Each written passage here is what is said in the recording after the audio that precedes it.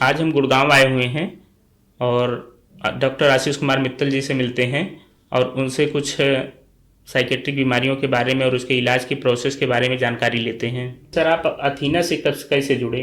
क्या होता है, जैसे डॉक्टर्स होते हैं ना, तो उनकी सीएमई कंडक्ट होती है जी। तो ऐसे ही अथीना ने एक सीएमई कंडक्ट करी थी। तो जो उस सीएमई में आया था, यूएसए अमेरिका से फैकल्टी को बुलाया था, वहां से उनकी एक प्रेजेंटेशन थी और एक एमएससीए पे इंडियन डॉक्टर की प्रेजेंटेशन थी।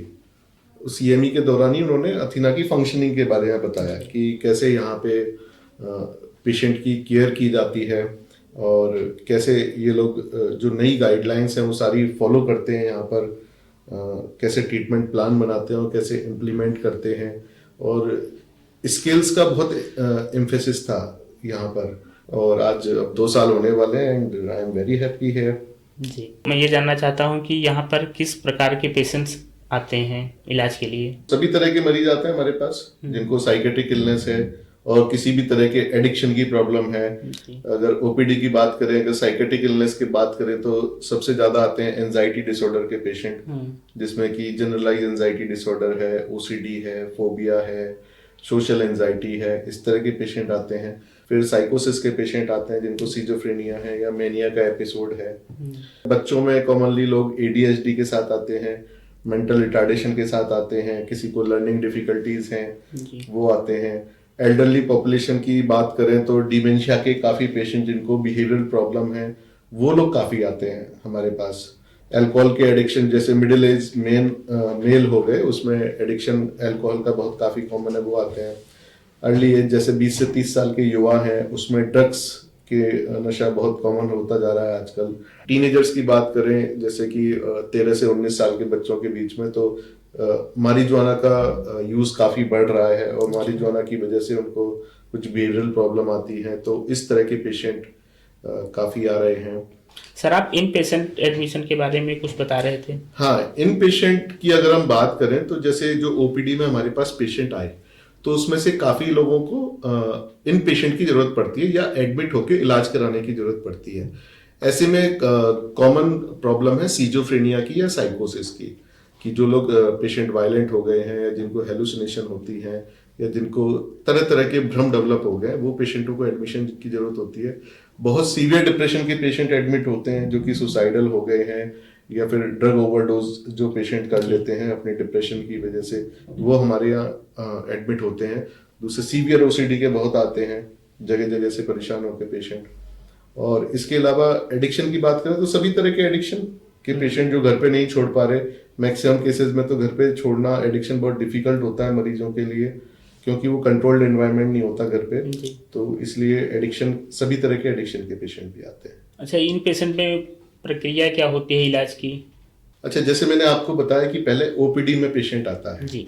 ओपीडी में हम उसका असेसमेंट करते हैं, पेशेंट के सिम्टम्स देखते हैं, क्या क्या सिम्टम्स हैं, सिम्टम्स की सीवियरिटी देखते हैं, पेशेंट ने ट्रीटमेंट लिया है या नहीं लिया है, ट्रीटमेंट से कितना रिस्पॉन्स आ रहा है, पेशेंट ओपीडी में ही ठीक हो जाएगा या एडमिट करने की जरूरत पड़ेगी, ये चीज़ हम असेस करते हैं। और सबसे इम्पोर्टेंट, एडमिशन करने के लिए हम देखते हैं कि कहीं पेशेंट खुद को हार्म तो नहीं कर रहा या सुसाइडल तो नहीं है, या पेशेंट घर वालों को हार्म तो नहीं कर रहा या वायलेंट तो नहीं है, या तीसरी चीज, बीमारी इतनी तो नहीं बढ़ गई कि जो एक लाइफ है पेशेंट उसको ही सस्टेन ना कर पाए इंडिपेंडेंटली।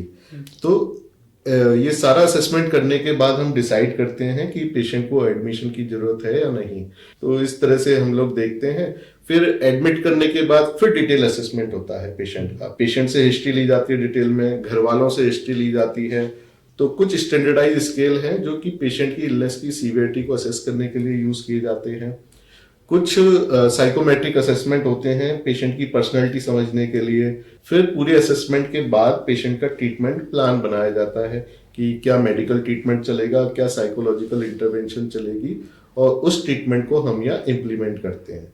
साथ में एक पेशेंट का यहाँ हम रूटीन बनाते हैं, जो रूटीन पेशेंट को फॉलो करना होता है। और इन पूरी प्रक्रिया के तहत हम ये सारा ट्रीटमेंट इम्प्लीमेंट करते हैं और कुछ ही दिन में हम पेशेंट में काफी सिग्निफिकेंट सुधार भी देखते हैं। फिर इसके साथ हम लोग फैमिली सेशन डिसाइड करते हैं। वीकली हम लोग फैमिली को बुलाते हैं और पेशेंट की प्रॉब्लम के हिसाब से फैमिली थेरेपी और फैमिली काउंसलिंग की जाती है, जिसको कि जो हमारे क्लिनिकल साइकोलॉजिस्ट हैं, जो अटेंडिंग डॉक्टर हैं और सीनियर कंसल्टेंट भी उस फैमिली थेरेपी सेशन में होते हैं और फैमिली की और पेशेंट की हेल्प करते हैं। जी। इसका इलाज क्या अफोर्डेबल है या फिर कितना कुछ खर्चा हो जाता होगा? तो आप पूछना चाह रहे हैं कि साइकेट्रिक इलनेस का इलाज अफोर्डेबल है, क्या खर्चा आता है? देखिए, ओपीडी में तो साइकेट्रिक इलनेस का इलाज कैसे चलता है, जैसे दूसरी इलनेसेस का इलाज चलता है जी। तो उसमें डॉक्टर की फीस लगती है और जो मेडिसिन पेशेंट को बाई करनी है, तो उस तरह से एक तो ये है कि आई थिंक इसमें तो कोई अफोर्डेबिलिटी की समस्या नहीं है। दूसरी पेशेंट पॉपुलेशन है आईपीडी ट्रीटमेंट जिनको जरूरत है।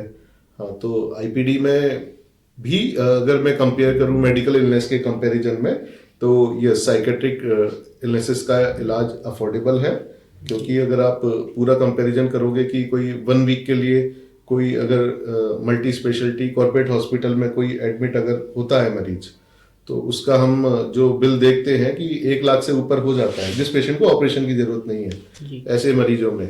और जबकि हमारे यहाँ अगर इसको कंपैरिजन करें, इससे काफी कम है। दूसरा चीज अफोर्डेबिलिटी की, अब इंश्योरेंस भी आ गया है। अच्छा। तो अब सारी इंश्योरेंस कंपनी को साइकेट्रिक इलनेस पे भी इंश्योरेंस देना अनिवार्य है एलिजिबल पेशेंट को। जी सर, एक बहुत इम्पोर्टेंट सवाल है, क्या यहाँ पर इमरजेंसी सर्विसेज अवेलेबल है आपके यहाँ? हाँ, हमारे यहाँ इमरजेंसी सर्विसेज है, लेकिन इसके लिए पहले ये जानना होगा कि emergency services psychiatry and de addiction में होती क्या है। जी।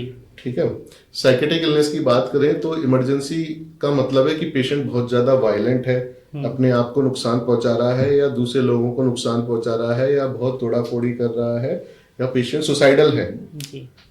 ठीक है, या पेशेंट ने बिल्कुल खाना पीना बंद कर दिया है और उसके जो बायोलॉजिकल पैरामीटर्स हैं, बेसिक पैरामीटर्स हैं, वो बहुत ज्यादा डिक्लाइन कर रहे हैं, जैसे पानी नहीं पी रहा पेशेंट बहुत दिनों से और उसका बीपी बहुत कम होता जा रहा है, तो साइकेट्रिक इलनेस में ये चीजें इमरजेंसी कहलाती है।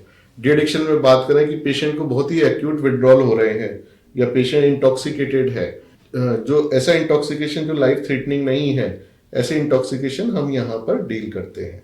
यहाँ पर कहाँ कहाँ से पेशेंट आते हैं? ये क्वेश्चन तो बड़ा डिफिकल्ट है, इजी क्वेश्चन होगा सर, कहाँ कहाँ से नहीं आते हैं। ठीक है, ऑल ओवर इंडिया से यहाँ पेशेंट आते हैं। कश्मीर का एक पेशेंट है हमारे पास, गुवाहाटी का पेशेंट है, राजस्थान से है, यूपी से है, पंजाब से है पेशेंट हमारे पास, और एनआरआईज जो डिफरेंट कंट्रीज में वो भी आते हैं यहाँ पर, जैसे कनाडा से आते हैं और यूएसए से आते हैं, और एक पेशेंट आया न्यूजीलैंड से, एक पेशेंट आया था, एक ऑस्ट्रेलिया से आया था, उसको साइकोसिस था, काफी समय से जॉब पे नहीं जा रहा था। All over India, all over world से पेशेंट आते हैं। एक तो यूरोपियन नागरिकता का पेशेंट आया था हमारे पास, एम्बेसी, उनकी एम्बेसी जो दिल्ली में है, उन्होंने यहाँ पे हमारे पास भेजा था। पॉलिटिकल फैमिली से, बॉलीवुड से, टॉलीवुड से, बिग बिजनेसमैन, ब्यूरोक्रेट्स, सब तरह की पेशेंट पॉपुलेशन को हम कैटर करते हैं। थैंक यू डॉक्टर साहब, आज आपसे मिलके बहुत अच्छा लगा और ढेर सारी चीज़ें जानने को मिली इस बारे में, और आगे भी हम आपसे मिलते रहेंगे। धन्यवाद।